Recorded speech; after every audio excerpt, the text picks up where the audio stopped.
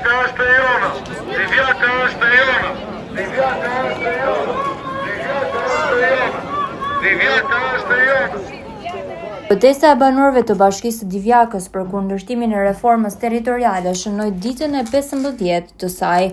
Mbrëmjen e djeshme, kryefjala e protestuesve ka qenë mungesa e këshilltarëve në mbledhjen e jashtëzakonshme të Këshillit Bashkiak, të mbajtur më herët të premten paradite, pasi sipas protestuesve, këshilltarët janë zgjedhur me votën e tyre dhe duhet të jenë në mbështetje të qytetarëve. Protestuesit kanë ironizuar dhe propagandën e mazhorancës për gjoja arritjet e kësaj qeverie, në një kohë që qytetarët çdo ditë më shumë varfërohen. Duke mos harruar asnjërin, preferoj që më shumë të shnoj se sa të lënë dikush pa e falenderuar. Sepse do t'i ngeli qefi në fund fare, pse s'po kujtova edhe mua. Atëherë do t'i them falenderit Partisë Socialiste për gjithçka, sidomos për atë fuqi punëtore, për ato që quhen patronazhistët. Këta angjëj të demokracisë që din më shumë. Për këta angjëj që din më shumë për jetën e tjetrit se sa atë të vetën. Faleminderit që na kujtoni çdo ditë se vota është e lirë, ndërsa dikush tjetër kujdeset me aq përkushtim të di se ku punojmë, ku banojmë, në kë pim kafen dhe ndoshta çfarë ndërrojmë natën. Një falënderim të veçantë për patronazhistët, pa ju, si do të kuptonim se sa shumë kujdeset pushteti për ne. Respekt për të gjithë këta që me zemër janë kaq të zellshëm për të bërë punën e tyre. Faleminderit Partisë Socialiste. Faleminderit për çmimet që rriten dhe fjalimet që na bindin se kjo që nga rritja ekonomike. Faleminderit për taksat, ndërsa çdo vit shpjegoni se shteti po bëhet më eficient. Faleminderit për burokracinë, radhët, sportelet, sepse na duhet të kemi edhe aktivitet pak fizik gjatë ditës. Faleminderit për premtimet elektorale, disa janë të vjetra, sa kanë filluar të kenë vlerë historike. Dhe faleminderit për talentin unik politik, për ta kthyer çdo problem në një arritje të qeverisë. Në fund të fundit, në Shqipëri nuk ka krizë. Ka vetëm qytetarë që enden dhe nuk e kanë kuptuar mirë se ku po jetojnë dhe për çfarë po jetojnë. Një falënderim i veçantë për Partisë Socialiste. Faleminderit që na dërgoni çdo ditë në televizor se sa mirë po ecën Shqipëria. Vetëm një pyetje e vogël. Pse kur dalim nga televizori dhe hyjmë në jetën reale, Shqipëria duket krejt ndryshe. Faleminderit për arritjet historike, për rrugët që inaugurohen në kamera, për premtime që përsëriten në çdo fushat dhe për përgjigje magjike. Po bëjmë më shumë se çdo qeveri tjetër. E bukur është se edhe kur qytetari thotë kam problem, e di cila është përgjigja. Mos u shqetëso, ne kemi bërë progres. Progresi që nga aq i madh, sa tani qytetari duhet të kërkojë leje për ta parë. Për nder, edhe neve nëse prapë edhe bet bashkia në Lushe, ne do vem një herë në vit. Kurse ata do vinë 20 herë në vit këtu. Divjaka!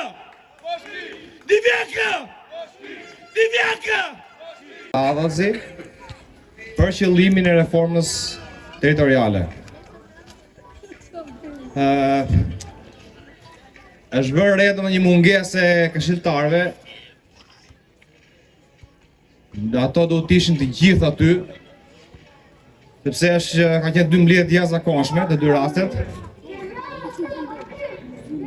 Edhe mungesa vazhdon. Nuk e di si duket tek bashkia jon ka rënë ndonjë kështu një tip Covidi, nuk e di që i le jashtë disa persona. Harrojnë që kanë një detyrë ligjore dhe një detyrë akoma të madhe që është morale ndaj këtij populli. Pra duhet të ishin gjithë aty edhe të kundërshtonin apo të vazhdonin procedurat e nevojshme për kundërshtimin e reformës territoriale. Gjithsesi nuk kishin. Në të dy mbledhjet që kam qenë unë të fundit, s'kan qenë prezent të gjithë. Aty është diskutuar për ngritjen e grupeve të cilët do bëjnë dëgjesat publike. Mirë po, këto dëgjesa publike realisht bëhen për bashkinë tonë edhe është mendimi i kësaj bashkie ndaj qeverisë. Ndërkohë, që ata zotërinj duhet kishin ardhur vetë përpara dhe t'i bënin këto dëgjesa publike. Se në fundit ngel thjesht një mendim i bashkisë. Jo zëri ynë në veshin e tyre. Prap, unë e mendimit që kjo është anti-kushtetuese. Sepse këta persona që për 13 vite rresht erdhen në për shtëpitë tona, jo nga një herë, dhe gjithë ju e dini. Dhe çdo qytetar e di që kanë trokitur në dyert tona për të marrë votat e tjera e tjera.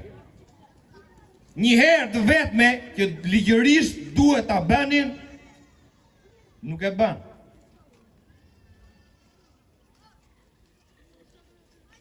Duhet shtoja tjetër e diçka, bashkimi me Lushnjën.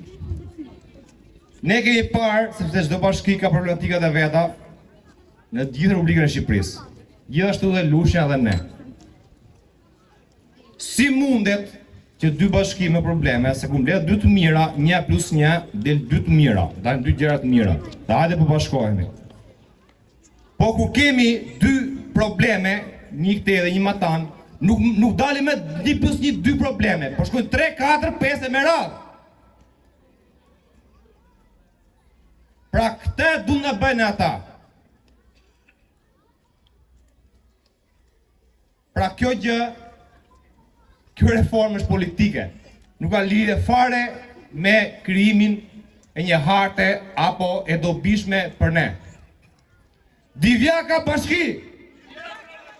Prandaj mlidhurit gjithu, sepse çdo gjë që po bëhet është thjesht një farsë.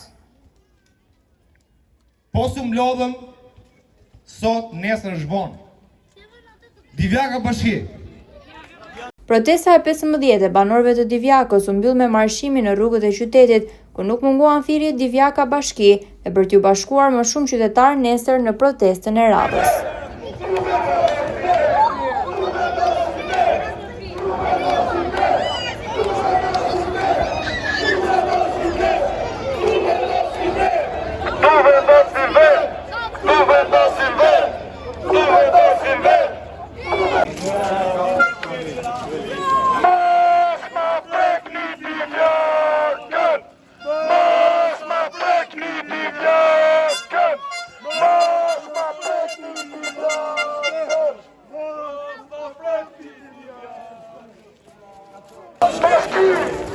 Divjaka Bashki!